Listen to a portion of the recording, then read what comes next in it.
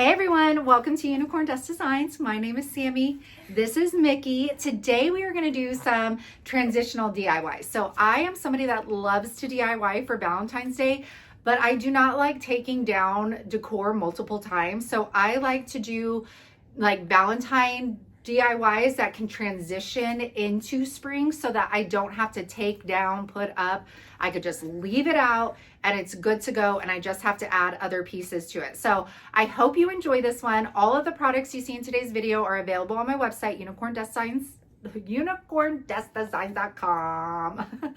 So go ahead and visit that. All my links are down in the description box. If you guys are digging the content, make sure to press the like button, leave me a comment, and share the video out to your DIY loving friends. All right, you guys, let's go ahead and get into this video. For our first upcycle, we're going to take this paper mache cherub. I'm going to take letterpress gray and I'm going to add salt wash. For those of you who are new here, salt wash is a paint additive that is going to create tons of texture to your piece. It is rock solid when it dries. It does not fall flat, and there's so many different ways of applying it to create distress looks or do a faux concrete look like I am going to do here. So I am going to take my brush and I am going to stipple my paint on. I'm using letterpress gray here, and stippling is going to help me create the peaks and like little ridges that I need to create that faux concrete look. And once it dries down, like I said, it is going to be absolutely rock solid. Now, I'm not trying to get full coverage with this paint because once I put my white on, I want you to see the little bit of gold, a little bit of gray. I want all of those colors coming through on the final coat. So you could see all of that texture already building up. So I'm going to do this all the way around my little cherub here. Now, once that dries, I am going to grab this one. Why are words so hard for me right now? This is Tarnished Pearl. And all of the white paints from DIY have kind of like a different undertone to them. So White Swan is your pure white. Vintage Linen is like the perfect white. It's not bright, but it's not like yellow undertone. Then you have Tarnished Pearl, which has a gray undertone, and that's why I'm using it on this piece. And then Beadboard has like a slight hue of a blue undertone. So I chose Tarnished Pearl because I wanted to keep some of that gray into my white. I did not want it stark white. And again, I'm just going to stipple this on. I don't want full coverage on this. I don't want to have to go back and like wet distress or sand it down. So I am just kind of like going around. If it misses spots, that's even better. And then I'm going to let this fully dry. And then I am going to add, okay, so what I did here, you guys, look at the texture. Oh my gosh, that's so yummy. I was looking at Pinterest and I came across, of course, a stone like cherub, and the wings were painted like a light hue of like a green, and I thought, oh my gosh, that's gorgeous. So I got apothecary and I did that. Now it's still light enough where it's not like bam in your face, but it still just like brings out the wings a little bit more, which I loved. And I didn't catch it on camera, you guys, but all I did to seal all of my paint in was cleared the entire piece with DIY's clear wax. And this is how our beautiful upcycle turned out. This was like a gold paper mache piece from Savers that was $3, and I turned it into this beautiful stone looking cherub. This will probably go into my bookshelf because I think it is a great piece from Valentine's Day to spring because it looks like something that would be sitting in your garden, and I love the way it turned out. So if you guys have any items like this is a great way to update it. Now this one, you guys. So I cheated and I played around with it before I started filming, but I actually got this scale on Whatnot, and I kid you not, I thought it was pink. I thought it was pink when I pre-bid on it. When the woman brought it up, it was brown, but I had already pre-bid on it. So I bought it and I wanted to change it. So it was kind of cool because tucked in the bottom of this scale was like the original receipt for it, which I thought was So cool. You never know what you're going to find when it comes to old vintage items. So I'm going to set that aside. I didn't clean this thing or anything, you guys. I want this like rusty, crusty, beautiful. So what I'm going to do, I'm going to get my paint here. This is Petticoat Pink. I left it open for like an entire day basically. And DIY paints are clay based, all natural paints. So that clay tends to thicken up when left out or not used. So I am taking advantage of that and I am just going to dip this like little plastic spatula in my paint and I'm going to smear it on to the scale. I want there to be like thick pieces of that paint in there. I want the lines. I want to create as much texture as possible. I could have used a paintbrush, but I thought that this would give me more of what I was looking for. Now, if you don't have time for your paint to dry, thicken up, you could use salt wash. And then you can also use DIY. I do have it in stock, it's called frosting. And you add it to your paint and it helps the paint thicken up. And it does it way quicker than leaving the paint out. So as you can see here, I'm just taking that little spatula and you can see there's like lines in here, there's chunks, like I'm totally down for it. I want it to look like somebody has painted this multiple times. I actually think this scale was green once upon a time because you can see some green underneath this brown. So it has seen some days. All right, now I'm taking vintage linen. And vintage linen is that like the perfect white, most perfect white. And I'm going over the petticoat pink. I am not trying to get full coverage. Again, I want you to see the layers of paint in this piece. So I am going to finish up painting that in vintage linen. Once that is completely dry, I'm going to get a sanding block and I'm going to sand this down. You could already see all of that pink coming out. You can see the ridges popping out from the texture. That is what I was going for. So I sand the entire piece, I clean it off. Then I'm going to grab Rose Chintz paint inlay. Now you guys, this paint inlay is retired. I was initially going to use Lattice Rose, which I do have in stock, but I had used all of the florals out of that one. So I'm using Rose Chintz. I wish they did not discontinue this one. Okay, so now that we got past the paint inlay, let me show you how to use it. So what I do, I prefer this method versus infusing it with the paint. So I get Big Top, or you can use liquid patina, and I am going to brush that onto the surface where I want my paint inlay to adhere to. Then I'm going to spritz some water on that paint inlay, and that is going to start activating the paint on the sheet. Now I'm going to lay my paint inlay right on top of the area that I just brushed the Big Top on. It looks like I missed a spot right here, so I'm going to pick that back up, apply that Big Top, and then I'm going to lay it back down, and I'm going to press that paint inlay into that Big Top. I want it to infuse together so that paint transfers in to that clear coat. Then I'm going to spritz it again.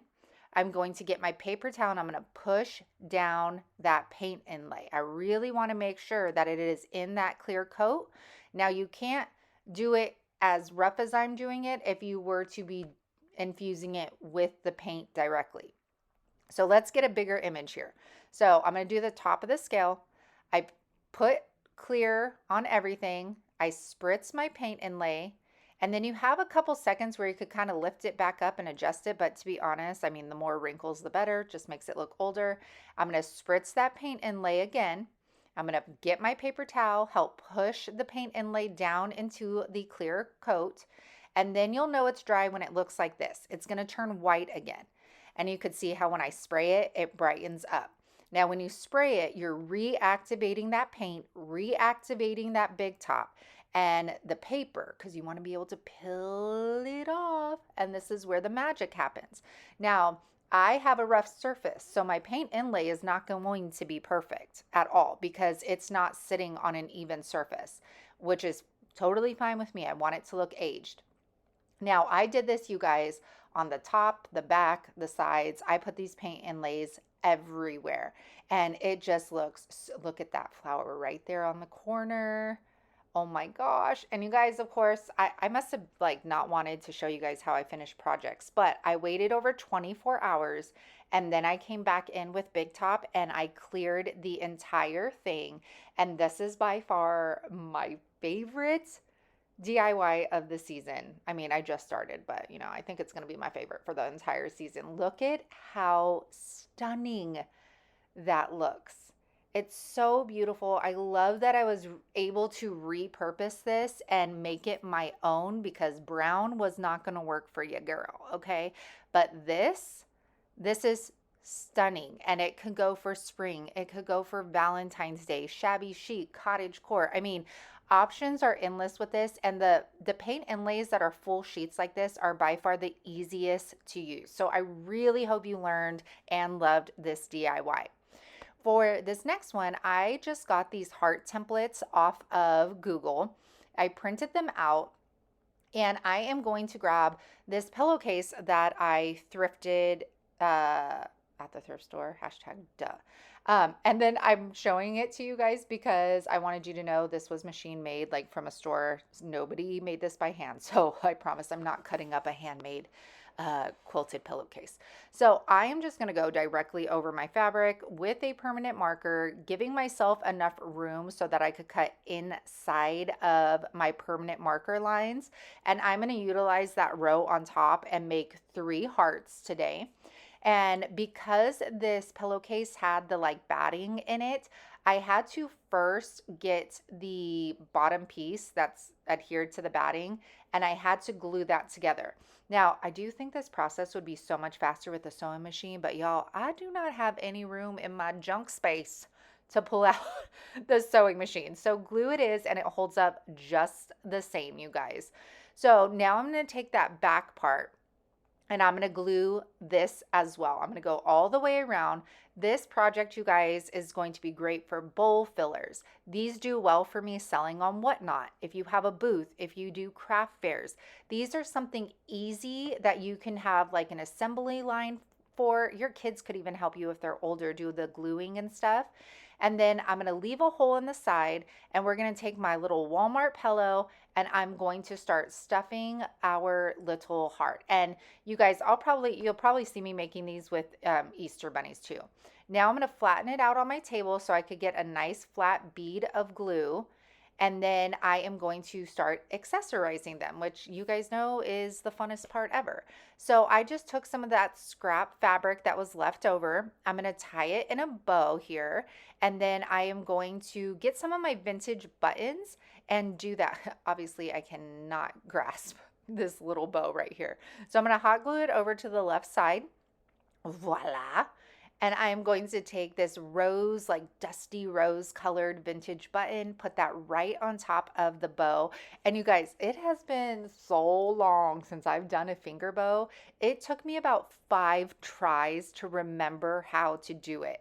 Do you guys remember when I was doing finger bows all the time on DIY projects? I was cracking up. I was like, I can't believe I forgot, but it was like riding a bike. I got it. So I glued that one on, put another vintage button, and here is 2 out of the 3 of them. They are so stinking adorable. This pillowcase was fabulous, and it was $1.50. So you guys, do not forget to look at the linen section at the thrift store, or if you're on Whatnot, then make sure to join in some of those linen shows because you never know what you're going to find and what you can do with it. Now our last one, I'm going to take some air dry clay. I am going to smooth this clay out with a rolling pin.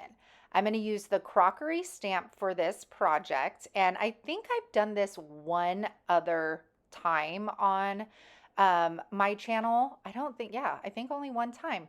So I'm going to push that stamp into the clay. You want that clay pretty thin, but you don't want it thin enough where when you push the stamp in, you're going to go through it. Now I'm just taking this little doodad and I'm going to cut the remnants off of the side that I don't want on there. I don't need the excess, so let's get rid of it. I sprayed this pot with some clear matte spray paint because it was very glossy. And then I'm taking my Tite Bond Quick and Thick wood glue. I'm going to brush it on the entire back of this clay because I want every piece of that to be sticking to my pot. And I am going to flip it on around. I'm going to let that set for just a little bit so that it doesn't move around when I paint. And then I am going to start painting this. Now, it always is better to paint your clay while it is still wet and pliable.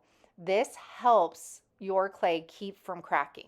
So that is why I let the clay set up for a minute, and then while it's wet, I am going to go paint it. But this means you have to be careful because you don't want to lose any of the details in your clay. So just be a little careful as you're going over that section. I then go over it a second time, stippling it. I don't like brush strokes, so I like stippling. And once that is done, then I clear it with DIY's clear wax. This is going to seal all of our paint in, and it is also going to help us when we go to apply that dark wax. So I'm going to apply that dark wax all over my clay here. And once we get that on, that clear wax, since we put that base on, it's going to help us wipe back that dark wax that we just put on.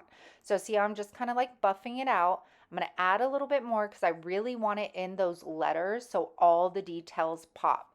I'm going to come back in. I go around the stamp. I go around the top and the bottom. Now, let me tell you guys, I learned these are Dollar Tree planters and they move. They're flexible. You do not want that. You want a stiff planter because what was happening was this was able to bend, and when it bent, then the paint popped off. That is why I'm taking this brown paint and I, make lemonade with lemons. How do you say that? I am making the best of the situation, and I made it look rusty on the spots that the paint started popping off. So if you're going to do this project, use a stiff planter. And this is how gorgeous it turned out. You guys, I am actually going to be teaching this on the Crafty Cruise in February. I'm so excited. So if you guys are joining the Crafty Cruise, then I am going to be taking you step by step on how to make one of these. I hope you guys enjoyed this show. It took me 2 weeks to finish these DIYs because of my kiddos, you guys. So I really hope you love them. Make sure to share my content if you are, and make sure to drop your girl a comment and do the like button and subscribe.